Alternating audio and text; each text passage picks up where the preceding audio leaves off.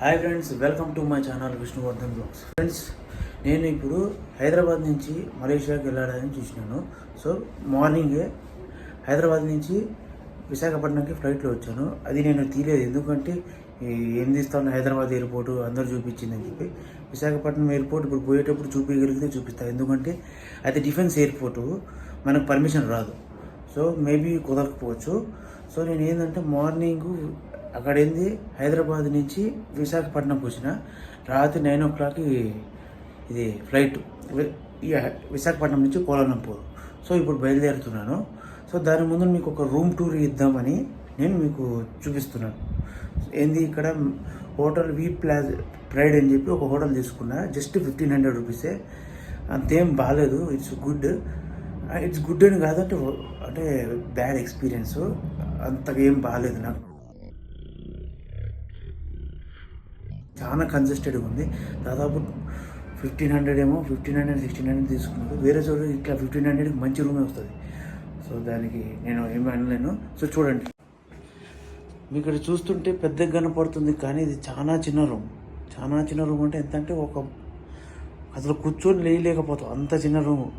చూడండి, ఏసీ అసలు పని చేయట్లేదు, ఫ్యాన్ ఓకే, కానీ టీవీ అడిగితే టీవీ రిమోట్ కూడా తెచ్చిలే. టీవీ ఆపరేట్ చేయడానికి రావట్లేదు, అసలు సెట్టింగ్స్ అర్థం కావట్లేదు, రండి అని చెప్తారు అలా. తర్వాత వాష్రూమ్ గురించి ఎంత తక్కువ మాట్లాడుకుంటే అర్థం, అసలు లోపలికి పోలేము, అంత చిన్నది. సో బెడ్ గందరగోళం ఉంది, కానీ అడ్జస్ట్ చేసుకోండి. సో ఇది షార్ట్ టూర్ ఆఫ్ నా రూము. ఇప్పుడు తీసుకుంది హోటల్ ప్రైడ్ అని, అదే హోటల్ వి ప్రైడ్ కంఫర్ట్ అని చెప్పి. అసలు కంఫర్టే లేదు.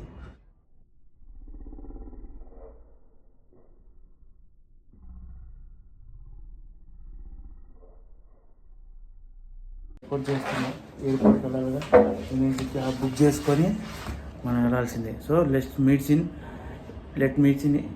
సో ఇక్కడ చెక్అవుట్ చేసి వెళ్ళాల్సిందే కదా. So let meet in airport. ఇది లాన్ ఏరియా, నాకు 4th floor తెచ్చారు. సో 4th floor ఎట్లుందో చూడండి. అంబియన్స్ చూసి మోసపోవాలి, కానీ కొంచెం బాగాలేదు. కొంచెం కాస్ట్ ఎక్కువ పెడితే ఎక్కువ వస్తుందేమో.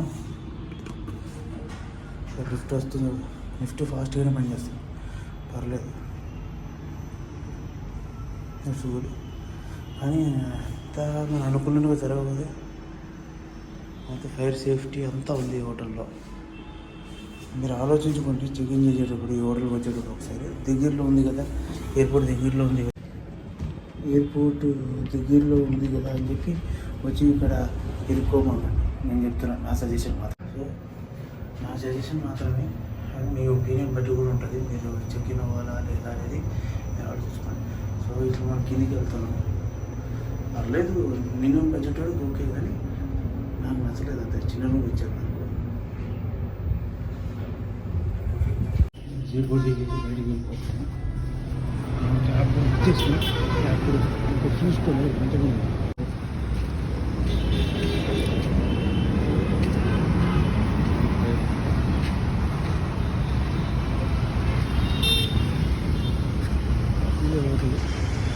అంతకేం బాగాలేదు, ఇట్స్ ఓకే, యావరేజ్. ఒక ఏరియాలో ఎట్లుందో, రాజోక్ ఏరియా నుంచి ఇప్పుడు ఎయిర్పోర్ట్కి పోతున్నా, పరిస్థితి ఎట్లుంటుందో. ఇల్లు ఇక్కడ ట్రాఫిక్. ఇప్పుడే నా హోటల్ నుంచి నేను ఎయిర్పోర్ట్కి బయలుదేరాను, విశాఖపట్నం ఎయిర్పోర్టు. ఇదేంటంటే డిఫెన్స్ ఎయిర్పోర్టు, మనకు లోపల వీడియోగ్రఫీ అవన్నీ అలౌ ఉండవు. సో నేను మ్యాక్సిమం ట్రై చేస్తాను రికార్డ్ చేయడానికి, లేకపోతే లేదు, అంతే. సో ఇప్పుడే మనం వైజాగ్ ఎయిర్పోర్ట్ జోన్లో వెళ్తున్నాం. జస్ట్ 2 minutesలోనే వెళ్ళిపోవచ్చు, ఎందుకంటే పక్కనే ఉన్న హోటల్ అది. సో పక్కనే ఉంది కదా అని బుక్ చేసుకున్నా, కానీ అది ఎంతగా బాగాలేదు. మీరు వేరే హోటల్ బుక్ చేసుకోవడం బెటర్. సో ఇప్పుడే మొత్తం ఎయిర్పోర్ట్ జోన్లోకి అయితే వెళ్ళాను. ఇది డిఫెన్స్ ఎయిర్పోర్టు. ఫ్యూ మంత్స్లో అయినా సరే కొత్త ఎయిర్పోర్ట్ వైజాగ్లో కన్స్ట్రక్షన్ జరుగుతుంది. అల్లూరి సీతారామరాజు ఇంటర్నేషనల్ ఎయిర్పోర్టు భోగాపురం దగ్గర. మేబీ దీని ఆపరేషన్స్ ఆపేయచ్చు, అది స్టార్ట్ అయినాక. ఇది అల్లూరి సీతారామరాజు ఎయిర్పోర్ట్ స్టార్ట్ అయినాక. సో ఇదే ఎయిర్పోర్ట్, విశాఖపట్నం ఎయిర్పోర్ట్. మొత్తం చూడండి, వ్యూ చాలా బాగుంది. కానీ ఇదేంది ఒక ఎయిర్పోర్ట్లానే లేదు. ఇప్పుడు మనం హైదరాబాదు, బెంగళూరు ఎయిర్పోర్ట్లు చూస్తే ఫుల్ స్ట్రిక్ట్ సెక్యూరిటీ ఉంటుంది కదా, ఇక్కడ అది లేదు. ఇక్కడ అందరు పిల్లలు క్రికెట్ ఆడుతున్నారు, అదే ఆడుతున్నారు, ఏదో గ్రౌండ్కి వచ్చి ఆడుకున్నారు. మళ్ళీ ఇంతటి దానికి డిఫెన్స్ ఎయిర్పోర్ట్ అని చెప్తారు ఎందుకో. సరే దాని గురించి మాట్లాడకూడదు, కాంట్రవర్సీ అవుతుంది. సో దాదాపు మనము దగ్గరలోకి వచ్చేసినాం, విశాఖపట్నం ఎయిర్పోర్ట్ లోపలికి ఎంటర్ అయిపోతున్నాము ఫ్యూ మినిట్స్లో. సో నాకు అక్కడి నుంచి ఇక్కడ దాకా నాకు ర్యాపిడోలో 125 రూపీస్ ఏమో పడింది, 145 రూపీస్. సో లోపలికి వచ్చాం. మనం లోపలికి ఎంటర్ అవ్వాలంటే 2 స్టేజ్లు ఉంటాయి. ఫస్ట్ స్టేజ్కి పోనీరు, అక్కడ మొత్తం ఫుల్ సెక్యూరిటీ. అక్కడ అరైవల్స్ వాళ్ళు చాగి బయటకు వచ్చిన తర్వాతనే క్యాబ్ ఎక్కాలి. అక్కడి నుంచి బుక్ చేసుకోవాలి. విశాఖపట్నం ఎయిర్పోర్ట్ విమానాశ్రయం దిగకూడదు. వీడు ఏం చేస్తున్నాం, డైరెక్ట్ కోలాలంపూర్ లేకపోతే లోపల తీగలుగా తీస్తున్నాం. ఇదో విశాఖపట్నం ఎయిర్పోర్ట్ ఫుల్ కదా, ఇంటర్నేషనల్ ఎక్కడప్ప. ఫస్ట్ ఇప్పుడే టికెట్ తీసుకున్నాం, boarding pass. So immigration security check complete చేసుకోవాలి. చూద్దాం ఎంత టైం పడుతుందో, మళ్ళీ కలుగుతున్నాం. Okay, let's meet after immigration check. విశాఖపట్నంలో సెక్యూరిటీ చెక్ అన్నీ కంప్లీట్ అయిపోయింది. ఫైనల్గా విశాఖపట్నం సెక్యూరిటీ చెక్ అన్నీ కంప్లీట్ అయిపోయి ఏమని అడిగారంటే, విశాఖపట్నం నుంచి కోలాలంపూర్ ఎందుకు పోతుందో టూరిజం పర్పస్ అంటే ఎంటెక్ ఫామ్ చూపించమని అడిగారు. ఎంటెక్ ఫామ్ చూపించాను. తర్వాత రిటర్న్ టికెట్ చూపించమని అడిగారు. రిటర్న్ టికెట్లు కూడా చూపించాను. సో ఎన్ని రోజులు ఉంటున్నారంటే చెప్పాను, మలేషియాలో ఒక 7 days, బ్యాంకాక్లో ఒక 7 days, సింగపూర్లో 1 రోజు లేఅవుట్, అంతే, అంతకు మించి ఏం లేదు. తర్వాత హైదరాబాద్కి ఫ్లై అయిపోతాను, just tourism purpose. Bangkok visa arrival కదా, వీసా ఫ్రీ కూడా చెప్పేసిన. సో అది నాకు ఇండియాలో ఇమిగ్రేషన్ సెకండ్ కంట్రీ స్టాంప్ నా పాస్పోర్ట్లో పడింది. పాస్పోర్ట్లో పడిందంటే సెకండ్ పాస్పోర్ట్ స్టాంప్ పడింది. So happy. ఎటకెళ్ళగా సెకండ్ కంట్రీ కూడా నేను ఈ ఇయర్లోనే స్టార్ట్ చేసినాను, నెక్స్ట్ ఇయర్ కంప్లీట్ అవుతుంది. సో చూద్దాం నా లైఫ్ ఇండియా లోపల నేను ఎన్ని కంట్రీస్ తిరగలుగుతాను అనేది కూడా ఒక మ్యాటర్ కదా, అదే అంటున్నా. సో విశాఖపట్నం ఎయిర్పోర్ట్ చూడండి ఎంత ఖాళీగా ఉంది, ఇంటర్నేషనల్ డిపార్చర్స్.